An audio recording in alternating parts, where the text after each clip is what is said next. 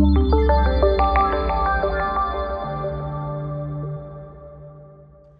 everybody, it's Chad from Greyscalegorilla. We're back from NAB. We had a great time, met a lot of great people, saw a lot of amazing demos, great artists showing up there. It was just an amazing time. My voice is still actually a little bit gone from the show, but we got back. I wanted to do a tutorial, stay on schedule, so I created this quick little daily render, and we're going to do a tutorial on how it was made. One of my favorite features in cinema is the ability to loop noise. And so this little GIF here uses a lot of looping noise and some other little tricks.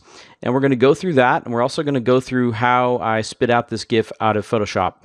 So you'll be able to kind of create this from start to end if you follow along. So enjoy it. So here we are in cinema, and we're going to start with a cylinder. The cylinder we're going to make kind of tall, make it a little bit skinnier. And I'm going to jump into the line mode so we can see what we're doing here. I'm going to add some segments, and now we're ready to start adding some modifiers. So I'm going to jump down and add my twist first.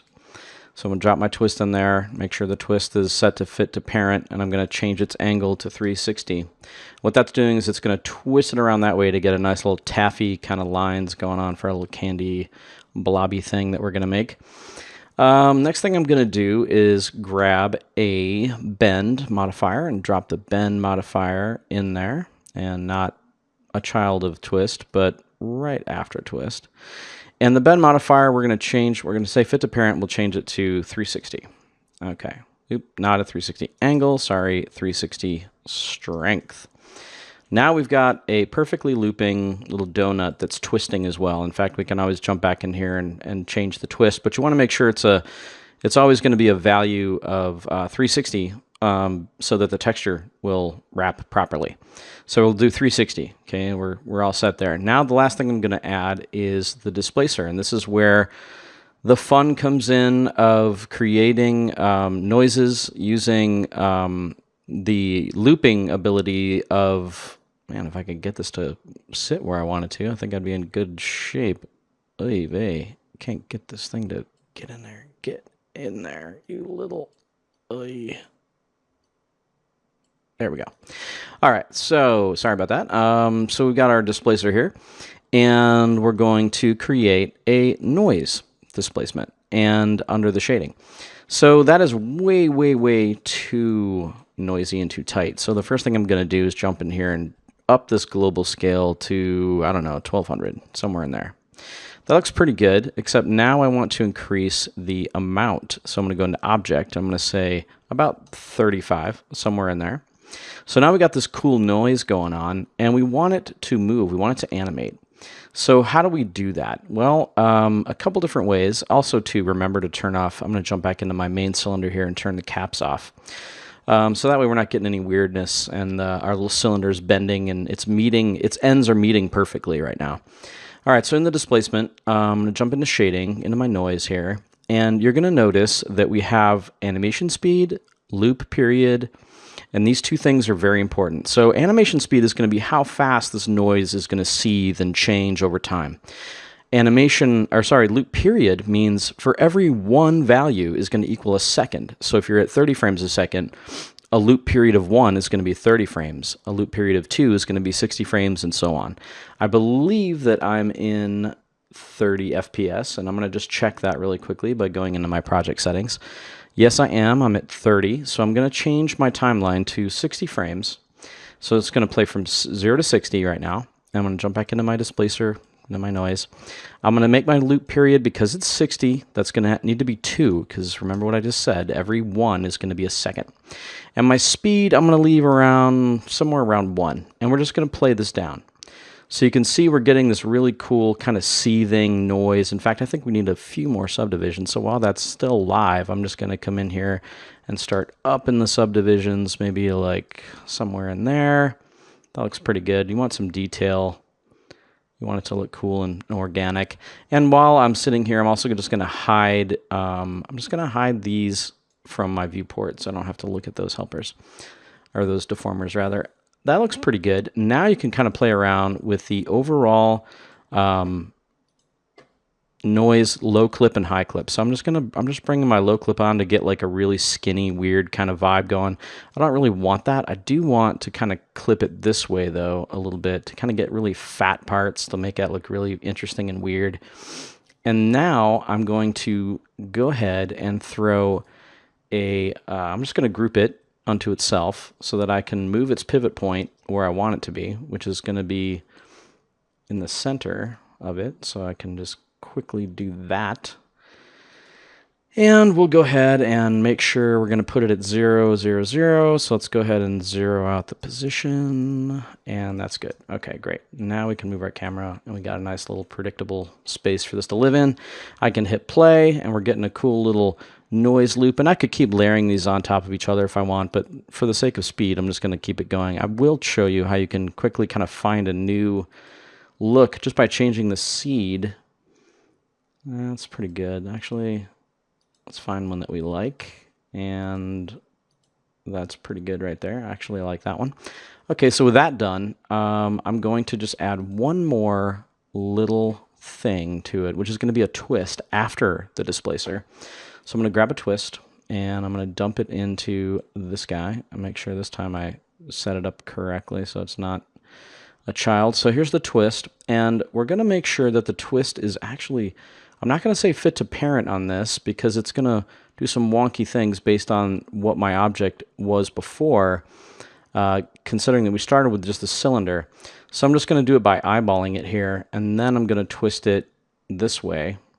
I'm not going to twist it all the way around, and then I'm going to grab my null and just kind of find a cool angle of it, maybe some sort of 3/4 view like this, and we'll play that down till we get like this weird undulating shape. And maybe I'll twist it a little bit. Maybe I'll go the other way with it. That's actually kind of cool. And we'll let's say we like this right here. That's good. And actually we want to displace it a little bit more. So I'm going to change this to like 45. So we just get a little bit more displacement in there. Now we got this cool, weird shape that we're using our noise to displace, and it's doing some really cool, weird stuff. And what do we do next? Okay, well, let's light it up real quick. And the way that I'm going to do that, I'm going to do this like weird candy streak kind of effect that I like. So I'm going to jump into Photoshop real quick, and let me just quickly resize my Photoshop window so that you can see what it is that I'm doing. And hopefully it'll make some sense to you. What I've got up here is a picture that my daughter drew in art class, and I just thought it had some really cool colors to it. And let me delete all the stuff so we can just start from scratch on this. Just going to delete there. And so here's our image of a painting that she made for art class. And it's got some really cool colors and really cool different specks and bits that I think will look really nice. I've got a levels on here to kind of clamp the blacks to black and the whites to white. And so what I'm going to do is create another layer in Photoshop, and I'm just going to stamp down my current state to this layer just by hitting Control, Shift, Option, and E.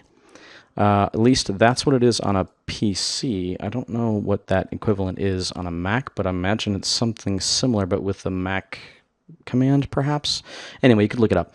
Okay, so I got that stamped down, and now I'm going to grab a single pixel. So I'm going to come over to my marquee selection. I'm going to say single row marquee, and now I'm just going to find a spot that I think will have cool colors. Maybe this one. And what's this doing is selecting one single row of pixels. Then I'm going to hit Control T to scale, transform this guy, and I'm holding down Option and pulling up, and now we're going to get this cool streak. So this streak is what I like, and I think it's going to work nicely for what we're doing. I'm just going to hit deselect here. I'm just going to reposition my window so we can see a little bit better. And let's just scale it down. And so here's our streak that we're going to use to color our image, and we're going to map that onto our little blobby thing. First thing I'm going to do, though, is try to fake a little bit of subsurface. Here's a trick that I like to use. I'm just going to duplicate this layer, and I'm going to go into Blur, Gaussian Blur, and I'm going to Gaussian blur just a little bit to make it a little bit fuzzy. And once I get it to about that level, I'm going to hit OK. And I'm going to set this to multiply. And now if we get in here and we one-to-one this, what that does is it makes it kind of look like anywhere that's dark, it's almost like how candy has that ability to penetrate the surface. So it looks like a little darker when it meets something dark, and this pink is kind of bleeding into the white, and it just makes it look very much like a subsurface effect. But you don't need all of it, probably down to like maybe 70%, somewhere in there. Okay, so we got our texture, and while we're sitting here, let's go ahead and make a bump map as well. So I'm going to go ahead and just duplicate my color, and this is probably not the most accurate way to do this, but it's just a quick and dirty thing. So I'm going to come over here, and I'm going to say edit, image adjustments desaturate, and we've got a grayscale value now, and I'm going to create a new layer, and I'm going to hit Shift F5, and we're going to dump in 50% gray, because that's going to be our midpoint for our bump and our displacement. So with that being set there, I'm going to set my layer here that I duplicated and desaturated. I'm going to set it to overlay. And from there, I'm just going to start to dial down the intensity, or the opacity rather, which is going to in turn dial down the intensity of my bump map and my displacement. So it's a little too sharp right now, so we need to blur it a little bit. So I'm going to come into my blur, and I'm going to grab a Gaussian. We're not going to blur it as much as we did the other one. Probably about 6 pixels or something like that should work. We'll hit OK. All right, so now we've got our color and we've got our bump, and that's really all we need for this image. So we're going to save out our color, and I'm just going to dump this out to my, we'll just put it on my desktop, and we'll call it Candy diffuse, if I can type. All right, so we're going to make that into a JPEG. And because it's really not that complicated, I'd like to knock my JPEGs down a little bit. They don't have to be super high quality for this, so just wanted to be quick. So 9 is fine, okay, and I'm going to do the same thing with my bump. I'm going to hit that and go to my desktop. And for that one, it's also going to be a JPEG. And this one, we're going to make sure that we call it a bump. Okay, good. So now we're all set. We're going to jump back into Cinema now. So we're back in Cinema, and we're just going to create a new shader. And in fact, you know what? I'm going to start with one of my look dev shaders. I always like to create a small library of shaders, and I call it my everyday carry, my EDC carry of little library of shaders. So I always like to start with one of these so that I'm not always rebuilding something from scratch. I'm going to start with my black shiny, and then I'm going to go back into my objects here, and I'm going to apply it. And the first thing I'm going to do is assign that color that I created. In fact, I'm going to go into my reflectance channel and turn on color here, and we're going to actually turn off reflectance for right now. We'll get into that in a second. All right, so I'm going to load image, and I'm going to go to my desktop, and let's find that image, and there it is. And no, we don't want to do that. And there you go. We have our nice little streaky texture going on here. It's got kind of a lot of cool colors going on, very bright, very colorful. In fact, now if we wanted to, we could jump in here and actually tile it. We could make it a little bit more insane, or we could make it a little more simple. I kind of liked it where it was, which is right there. Okay, so that looks pretty good. In fact, I'm not really going to do too much to the color. That's looking good. It's looping perfectly here for us. But I need to create a little bit more interest. And the way I'm going to do that is I'm going to animate the offset on the U of this texture to get it even more crazy and weird looking. So let's go to frame 1, or in this case, frame 0. And we're going to make that offset 0. And we're going to set a keyframe. Then we're going to go to the last frame, frame 60, and we're going to make this 100%. And then we're going to set a keyframe. Now, what this is going to do is it's going to look kind of weird because it's ramping into that loop point. My keyframes are automatically set to, I think, a Bezier, like ease in or something. So this is a cool feature in R17. You can actually select your keyframe right here in the timeline and right-click it and change the interpolation of that keyframe. So I'm going to do that for both of these to linear. So I'm going to grab that one. And then I'm going to come over here and grab that one. And now we're going to have a nice smooth linear move looping that we like. That looks pretty good. Okay, so with that being done, the next thing I'm going to do is start to set up my shading and my lighting. So before we get started in that, let's go ahead and do what I like to do in these situations, which is create an HDRI studio. And for the studio on this one, I'm not going to create a floor, so I'm going to turn the floor off. I am, however, going to leave the background on, maybe just a little bit dimmer on the edges of that gradient background. And then the next thing I'm going to do is copy my render settings over to my globals here. And I'm going to use something that a lot of people don't use that often, which is progressive, GI progressive. And here's why I like to use it. I'm just going to drag a window over this. And what the progressive renderer is going to do is it's constantly going to refine it, almost like Octane or Arnold. Not quite as fast, but it does work pretty well in this case. So we don't have really any sort of, we haven't picked a light yet for our Studio HDRI here. So I'm going to open up my browser and I'm going to select one of my favorites from the Collection 2 Summer 2015. And let's see if I can remember which one it is. I believe it's this convention one, if I'm not mistaken. Okay, so that's on, and let's go ahead and make sure that we've got it positioned right. So I'm going to hide this, and I'm going to turn on my preview, and I'm going to rotate the light. I want that window to be over on that side. I think that'll look cool. All right, that's good. Turn off the preview, and let's bring back our interactive render region. I remember it's set to progressive. There we go. We're getting some good stuff going on there. So now we can start to play around with our reflectance, and it already kind of has a little bit of that subsurfacey vibe going on, but it's really going to come to life when we start to mess around with our reflectance. So let's go back into the basic and turn on reflectance, and it's instantly going to have these really nice highlights. And I think I might even, now that I'm looking at this, maybe our HDRI might be better rotated on the other side. Just trying to find a good place for that to live. And I'm going to turn down my twist that I've got going here because I believe it's a bit harsh, and I want to just be able to see some of those blobby kind of details. And let's go ahead and I'm also just making decisions on the fly here. I'm going to go into my displacer again, grab the shading. I'm going to make this texture this noise even bigger because I want just a slightly simpler shape. All right, that looks pretty good, and I'm just going to start hitting seed on that until I get something that I like.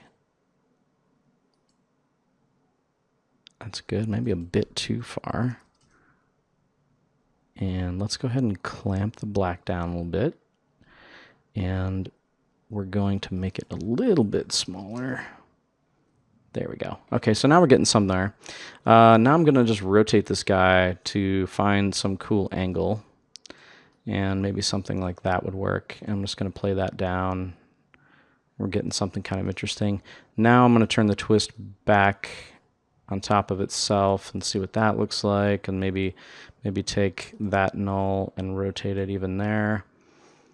Cool. All right, so I'm not really sold on this HDR. So we're going to go ahead and look for a new one. That's what I love about this thing. I want something that's a little bit more top lit. So maybe let's try something from the spring collection, and I'm going to try this guy here, Truck Stop Snacks. No, that's not really what I'm liking. Let's try Pinball Trophies. That's better. Now we're getting at least some more interesting highlights off of the edges here. Okay, so with that, let's say, what is the timeshare? No, that one's not working. Let's try European Holiday. Maybe there's something in here. Derelict. Can't go wrong with Derelict. It's one of our favorites. What does the Botanical Garden look like? No, it's not working either. That's what I love about this thing. You just keep screwing around until you find one that you like. In that case, I'm actually going to go to commercial locations and do Creative Office and try that one. And it's pretty bright, which means that I probably have my light source right behind the camera. That's better. Now I'm just looking for something that looks interesting. Okay, that looks good. Now we can just kind of click through and find different frames. Ooh, that looks nice. I like that. And because the progressive renderer is on, it's going to constantly kind of redraw and make itself improve itself a little bit. All right, so with that being done, now we're ready to render this out. But there's one other thing that I wanted to do. It's something that I kind of get into the habit of doing, but it's not necessarily the right way to work, but sometimes it's fun to work this way. So what I'll do is I'll create a color correction node or a color correction effect, and then I'll come in here and start to mess around with the curves like I would in After Effects or something. So here I am dropping the reds down in the mids, and what I might do then is put a little bit more blue in the shadows to kind of create an interesting look there. And I'm going to put a little bit of green as well because I like it a little bit like that. And then once you kind of have a color correction that you like, you can then dial it down by the intensity of this grade. So I'm going to bring it down like maybe 50%. And let's go ahead and render this frame out, but now we're ready to move into a different render setting. So now I'm going to switch to GI high and render this out to the frame buffer. And of course, we'll need to set up our size to something that's a little bit more appropriate for an animated GIF for Instagram. Cool, so it's looking pretty good. We do need to make it a square, so let's go ahead and change our output to, let's just do it 800 by 800 for right now, and we'll lock this down. Let's also create a camera, because that would make sense. So let's create a camera, and we're gonna jump into that camera, and we're gonna make the camera fairly long lens camera because it is a square aspect ratio. So we're gonna do 75, and I'm just gonna back my camera out to kind of fully encompass our little shape here. And now we're going to hide, let's just turn off our render region. And I'm still going to look for a more interesting angle on this guy. Like maybe something like in here, kind of looks like a C, which I kind of dig.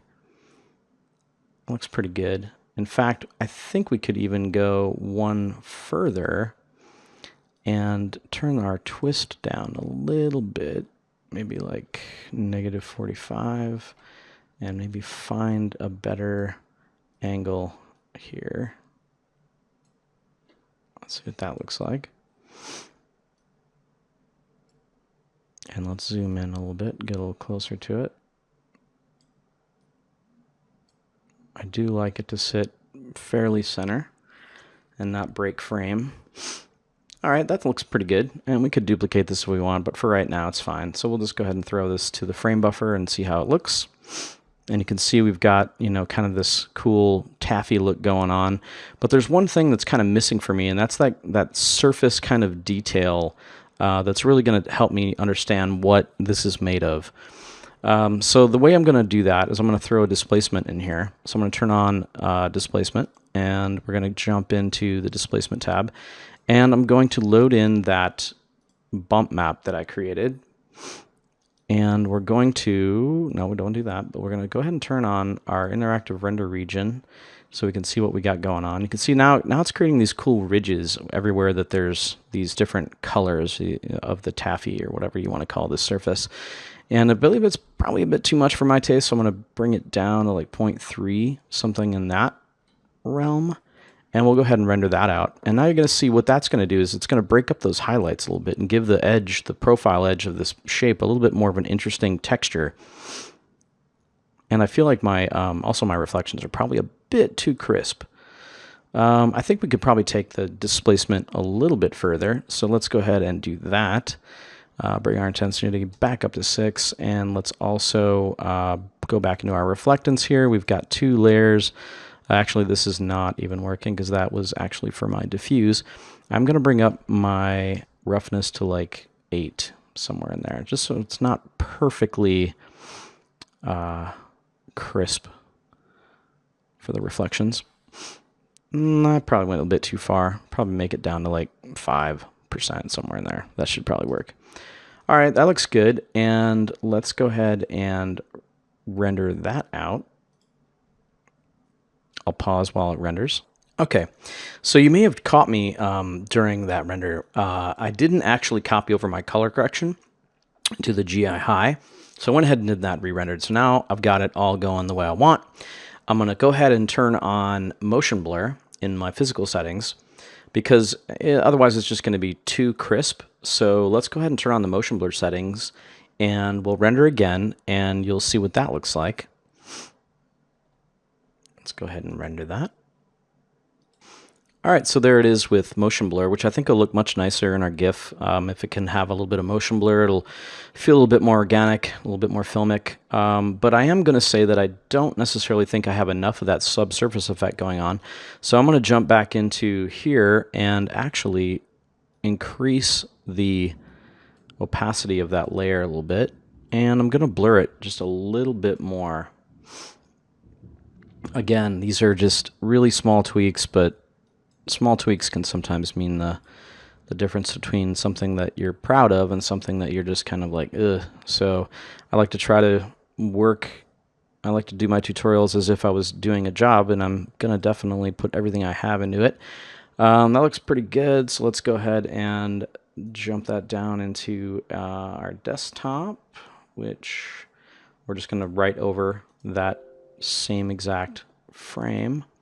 I'm going to jump back into Cinema and reload that texture. So we're going to close that guy, and let's dive back into our color and here, and we're going to hit reload. And I'm going to re-render, but I'm going to go ahead and actually set this up to render for real. So I'm going to output now. So I'm going to hit save, and we're going to change this to a QuickTime movie because it'll be easier to bring into Photoshop this way. And we're only doing 60 frames, and we're going to make it pretty small. We'll do 800 by 800 for right now. It's fine. In fact, we probably should do higher, but I don't know. I just want it to load fast in Photoshop, and I'll be able to output a GIF that has enough, data and not be too huge. So under options, I'm going to make sure I say animation, so it's uncompressed, 30 frames a second. It's fine. Okay, good. We don't need 8-bit dithering. We don't need any sound. We don't need any multipass. So let's make a name for it, and I'm just going to pause the video while I set up this output, and I'll be right back. So I set up the output, but you do need to remember to, when you're saving out your output on this sort of thing, when it needs to loop, you got to remember that 0 and 60 are the exact same frame, and you don't want a duplicate frame, so you want to make sure that you start at frame 1. So here it is starting at frame 1, we're all set to go, but I did remember one thing that I forgot to do that now is a good time to do it, which was, if you can remember, in my texture over here, I actually had my offset animating, and I want to make sure that it is looping properly. So it's starting at 0, ending at 100. I just like to double check these things, and that's linear. Okay, good. All right, so we're all set to go. We're going to go ahead and render this, and then we're going to open it up in Photoshop and output our GIF. So I'm going to hit pause, and we'll come back when the render's done. Okay, so our render finished, and I'm going to go ahead and open it up in Photoshop to create our GIF. So I'm going to navigate to my desktop. I'm going to find, actually, I don't think it's in my desktop. I think I threw it into my videos. Yep. So I'm going to drag it right into Photoshop. I'm going to discard any color managing. I'm going to go ahead and change my workspace in Photoshop to motion, which is going to give me a few more options here. I'm just going to twirl this down to see my entire timeline here of my QuickTime. And now I need to adjust its frame rate because I don't want it to play back at 30 frames a second. It's just going to be way too fast for a GIF. So with that layer selected, I'm going to right click and I'm going to say interpret footage, and I'm going to scroll down here to the frame rate, and I'm going to change this to about 17 frames per second and hit OK. So from there, we're going to go to Export, Legacy, Save for Web. So we're going to grab that, and we're going to then, let me just reposition this so you can see everything here. Make sure it's set to about 256 in terms of color so that we get a little bit of fidelity in there. We want it to loop forever, and let's go ahead and play that back. And we're getting a hitch. Why do we have a hitch? Because when we changed our frame rate, it actually changed the duration of our clip. So we need to go in here and actually extend our clip in Photoshop there. Now we're going to go ahead and re-export that again, and it should work perfectly. Once it kind of comes in, we change it to 256.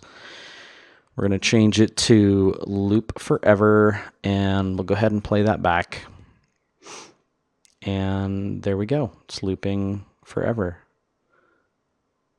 It's a little bit slow for my taste. In fact, I think we might be able to get a faster frame rate. So I'm going to say cancel, and I'm going to right click again, go to interpret footage, and change this to 20 frames a second. Hit OK. Make sure that there's no tails because we actually went the other way. We're good. And let's go ahead and export again, save for web, legacy. Change it to 256. And let's change it to loop forever and hit play. That's better. That's a little bit better frame rate for me. Cool. So now we just go ahead and save this out. I'll save it to the desktop as we'll make a new folder called Candy Blob, I guess. And we'll call it Candy Blob GIF. Hit save. And it's done right now. So now we can go into that folder. Let me find that folder. And there's our GIF, and it looks to be pretty big. We might be able to make it a little bit smaller, but for right now, it's fine. I might be able to make a few different versions of different compression rates, but just so you can kind of see what it looks like, I'm going to go ahead and just drag it into a tab in Chrome, so you can see what that looks like. So here I just dragged it into an open tab in Chrome, and you can kind of see what it looks like when it's published to our daily render or wherever you want to put it. So yeah, that's how I created this little quick daily blob render. Hope you enjoyed it, and we'll see you next time.